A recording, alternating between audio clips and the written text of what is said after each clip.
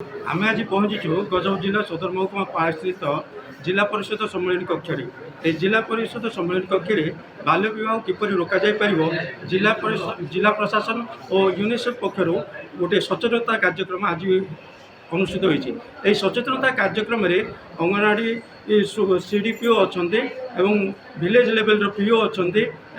विभिन्न अनुष्ठान कर्मकर्ता अच्छा एठार किपर तृणमूल स्तर में बाल्य विवाह को रोक सदाबले जिला प्रशासन हो कौन एनजीओ हो गोटे प्रयास जारी रखते आम पाखे अधिकारी अच्छा पचार बुझा मैडम कौन कहे जो आज बाल्य विवाह सकाशे एक सचेतनता कार्यक्रम अनुष्ठित होती कौन कह मो ना मु मनोरमा देवी मो ना मनोरमा देवी डीएसडब्ल्यू गजपति आज सचेतना कार्यक्रम आमर स्टेट तरफ यूनिसेफ तरफ जो परामर्शदाता आसते से विभिन्न प्रकार विभिन्न विभाग लोक मान पंचायतर PO supervisor lady supervisor CDPO एवं NGO one stop centre member DCPO section member विभिन्न विभाग लेबर डिपार्टमेंट एजुकेशन डिपार्टमेंट और समस्त डिपार्टमेंट हेड गुड़ाक आसी जीपीओ माने डीपीओ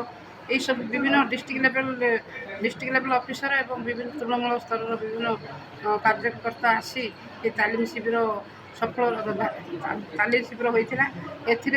परामर्शदाता बहुत सुंदर भाव में किभली विभिन्न लोकों सहित कन्भरजेन्स व्यवहार आसी ये 3 वर्ष आमर एक्शन प्लान तैयारी केमती सक्सेसफुल हेब तार गोटे बड़ बड़ अवेयरनेस प्रोग्राम होता यहाँ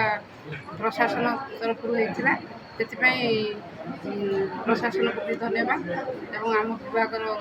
समस्त कर्मकर्ता को भी धन्यवाद। आज बाल्य विवाह किपर रोक विभिन्न विभाग कर्मकर्ता उपस्थित थे से सचेतनता विभिन्न एक्ट उपर सचेतनता पोस्को एक्ट कौन ता विषय सचेतनता